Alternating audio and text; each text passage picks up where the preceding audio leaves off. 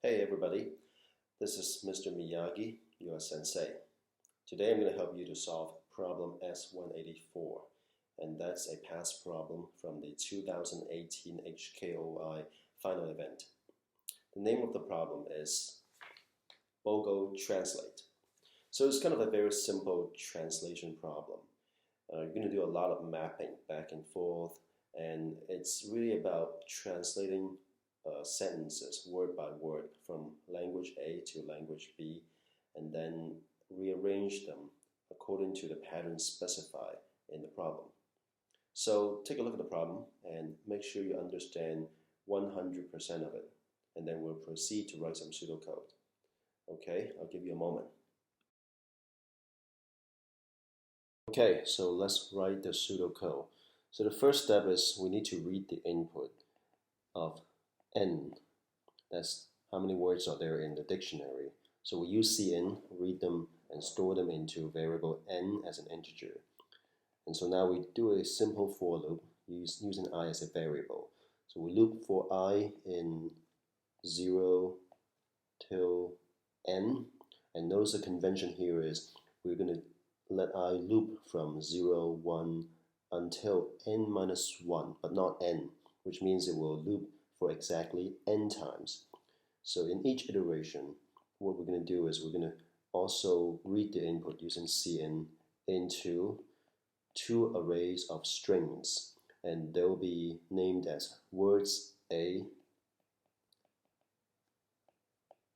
and words B. So just two simple arrays of strings, and we're going to do the lookup later. So now that we have loaded the dictionary, we're going to load more input. And the next one is M as a number of translation task. And so now that we know M, we're going to loop using I as a variable for I in 0 to M. So exactly M times. In each iteration, we're going to try to translate a sentence. So the first input in each translation task is a single line which we're going to store as string variable sent, and sent will be assigned to getLine. So we're going to use getLine instead of cin because we want to read the whole sentence. We don't want to just read one word. But after we read the whole sentence, we can use cin again to read pattern A and pattern B. Okay, so now all the inputs have been read and loaded into memory. And now you can do some verification to make sure you did it correctly. And otherwise, we can continue to the compute part of it and do the translation and the rearrangement. But before we can do translation, we need to first parse the sentence into words. So parsing here means the sent as a variable is a string. It's a string of many words, the entire sentence. And if we don't parse it into words, then it's very hard to translate them from dictionary A into dictionary B word by word. So the first step is words is an array of strings, and we need to parse sent, and the output would be stored into this array of string words. And so once we have that, one more thing we need to, just for convenience sake, we need to store the length of the sentence, i.e. the number of words, into a variable called sent length, and you'll see why it's convenient to do that. So sent length is assigned to number of words in sent. Okay, so now let's do some translation. So we're going to do a simple for loop, but this time using j as the variable because y is already looping on the outside. So for j in 0 until sent length. So that's the number of words. So for each word, we will translate it. And the word we're going to translate is words j. And we'll use a function that we will be implementing. And the input is the word to be translated, words j, and we'll store the output, the result, the translated words, also into words J. So that would translate it word by word if such a word exists in dictionary A. That's it. That's the translation. So now let's proceed to the rearrangement part of the problem. So how do we rearrange it? The problem specifies a pattern A string and a pattern B string, and we're supposed to rearrange it according to that spec. To really get a good idea, let's take a look at an actual example. So in the input data set 3 in the problem, the last translation task, it's about translating the sentence, senior is easier than junior. And so after we parse the sentence, the words array would contain these content. So senior is easier than junior. And pattern A in the problem spec is S184. The index of these two arrays would be 0, 1, 2, 3, 4.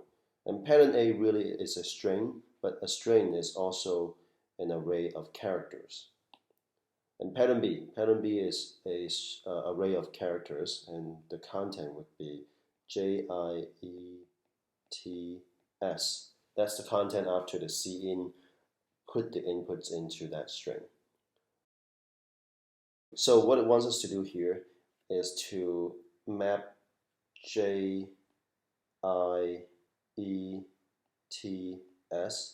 into these words. It wants us to map J into junior because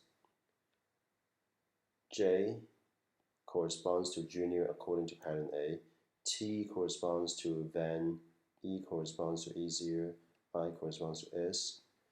That's the correspondence. And we just need to determine that J, because J has a location of 4 in pattern A, so we need to map it to 4, and that's junior because the fourth element of the words array is junior.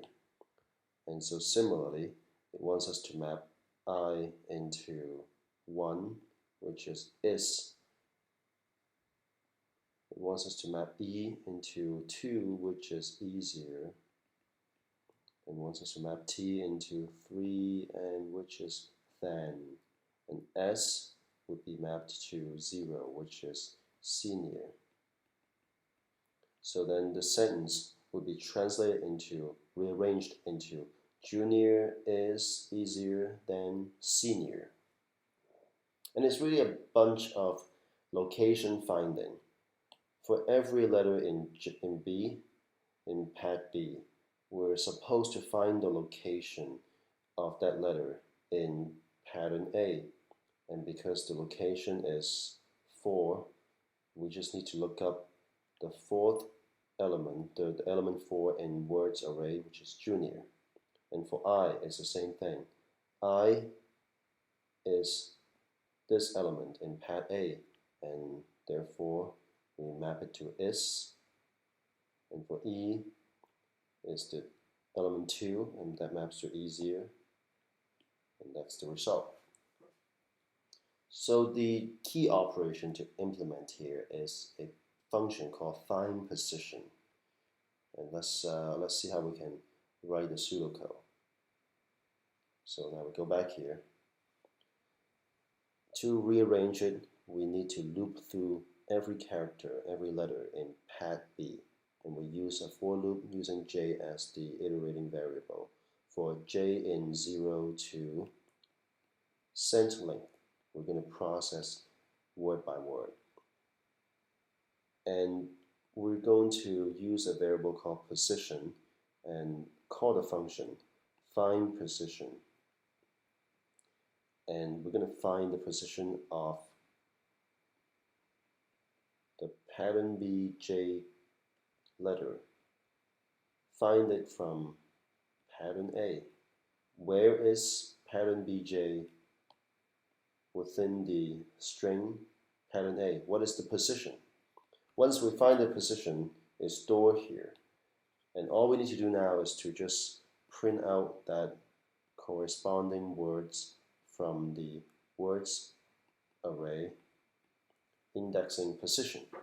Of course, we need to add a space to it to make it look nice, because words in the English language are separated by space.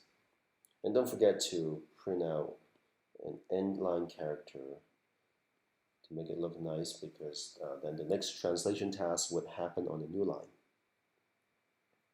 So that's the main pseudocode. There's a bunch of functions we haven't really implemented. For example, translate. We didn't implement translate.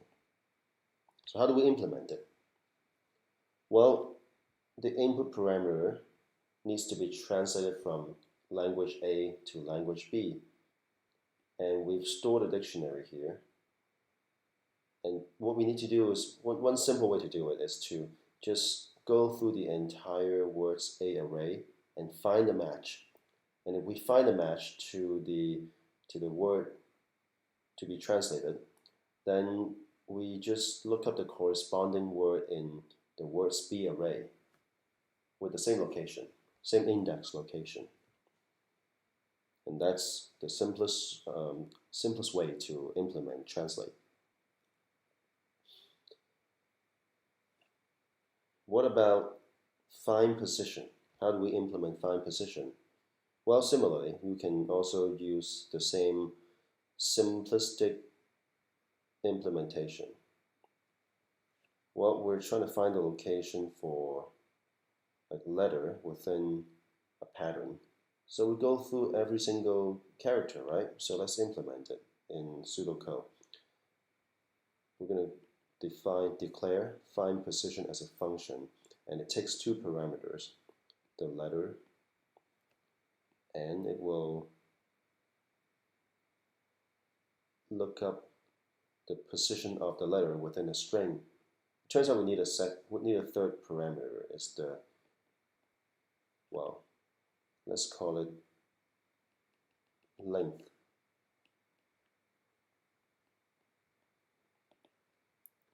We can use I because the scope is different. So for I in 0 to length, so we just go through every letter in string one by one. And if there's a match, if letter matches that particular character in the string that we're searching through, then we return the index location. That'll be it. But just to be safe, why not just add a final return? It should never get there, because if the input data set is correct, then this particular line would never happen. But why not? So we've implemented everything, and that's the complete solution for S184.